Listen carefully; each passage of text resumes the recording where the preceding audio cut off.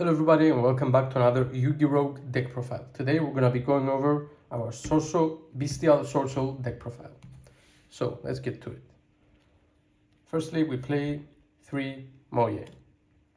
This is your best normal summon. You reveal a worm or a Swordsoul card in your hand in order to special summon a level 4 tuner token. Every Swordsoul card special summons level 4 tuner tokens, by the way. Then we play 3 Long Yuan. You can discard another worm or Swordsoul card from your hand in order to special summon Long Yuan and the token. We play 2 Taya because most of the times you like to search this card going second or in your second turn. If you don't really want to start with this, you would prefer to start with Moye. Then we play 3 Ecclesia.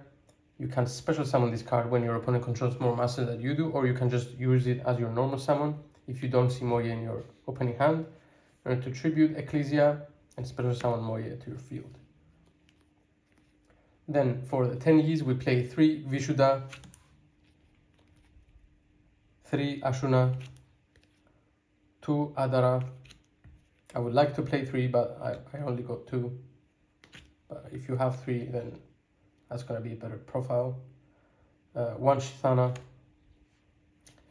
Basically, with the Tenyis, if you see Ashuna and Vishuddha, for example, or Adara, it's pretty much full combo because you can special summon Ashuna, go for the link 1, then special summon Vishuddha from your hand, and Ashuna banishes itself to special summon Adara, or vice versa if you open this.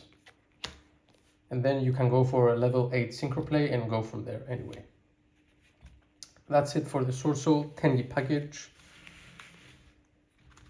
Let's go for some tech cards we play. We play 1, the Abyss Dragon Swordsoul, because this would be a brick, but most of the times we either send it with Taya to the graveyard, and it has the same effect in hand as in the graveyard.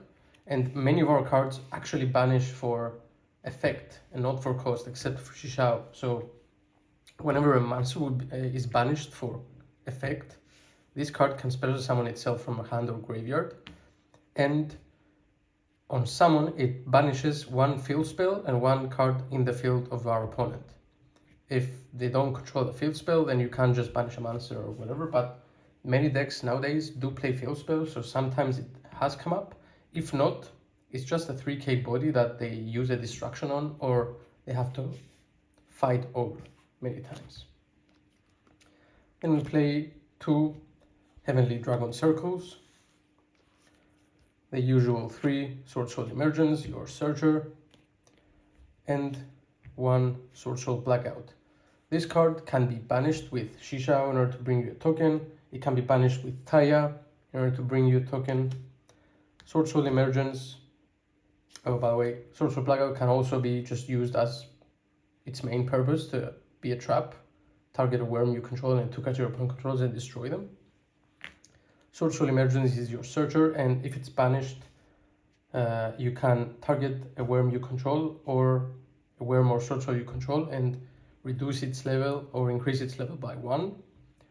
This is what's many times you want to start with Taya going second, search Taya with Emergence, use Taya to banish Emergence to bring you a token, lower Taya's level by 1, and then go into your Yazi for excellent value. So that's it for the Swordsoul Tenyi package. Let's get to the Bystials.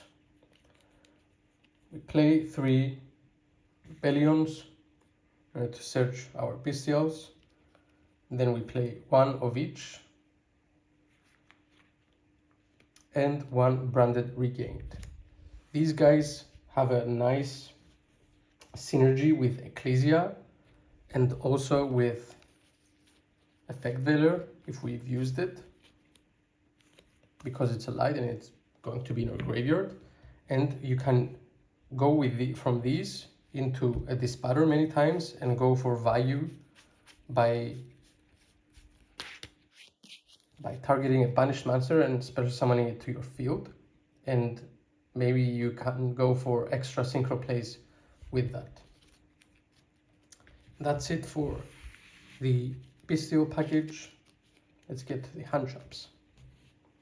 We play the usual 3 Ash, 3 Veiler. As we said, we play Veiler because we can get more value from Veiler if it's going to be in our graveyard because of the Bystials. Then we play 3 Imperm. For deck consistency, we play 3 Pot of Desires because this is well above 40 cards, so we can play 3 instead of just 2. And also just another place to put the collector rare. We play 2 Triple Tactics and 1 Cold Buy. Now let's get to the extra deck. We play 2 Monk of the Tenyi and 1 Shaman of the Tenyi. This is going to be our links. This is an excellent card for not the first round, but subsequent rounds because you can get a lot of value with this, especially summoning back a worm, regardless of the level or whatever it is. Then we play, for our level 8s, we play 1 Drago Berserker, 1 Adamantivator, 2 Yugioh, and 2 Baxia. This is our spell and trap negate if our opponent happens to play more with spell and traps. If we've got a Moye in our graveyard, because it requires to have a water in your graveyard. This is for going over towers monsters and also has a banish, a monster banish, which is going to activate our Abyss Dragon Swordsoul. Yugioh is of course Yugioh, monster negate on the field and a searcher on its summon. And Baxia is sometimes an excellent choice because it can remove up to 2 cards on the field and then give you another starter from your graveyard and keep going from there. Then we play 2 Yazi. I love this card so much because you use Taya, banish Swordsoul Emergence, reduce its level by 1, and then go to Yazi. Activate its effect to target itself and 1 card your opponent controls, destroy them, and when it gets destroyed by a card effect, it special summons you a monster on the field, which can be Moye, for example. And that way you removed an opponent's card, you put Yazi in the graveyard, you activated your Bystials because it's a dark monster, and you have Moye, and you can go unimpeded into more plays from there. We play 1 Chao Feng for a level 9 because sometimes you have to go for a level 9. It's not that useful for the effect of locking out your opponent from light or dark monsters, but sometimes you just have to go for a level 9 play. That's how I see it, that's how I play this card. And to be honest, it has pretty good value because of that. Then for our level 10s, we play 1 Yuan, 1 Chengying, and 1 Dispatter. This is an excellent card if you don't really know what your opponent is playing or they're playing a lot of field spells and continuous spells, because you can just banish them. Also, you can banish a special summon monster when they summon it, which also activates your Abyss Dragon Swordsoul.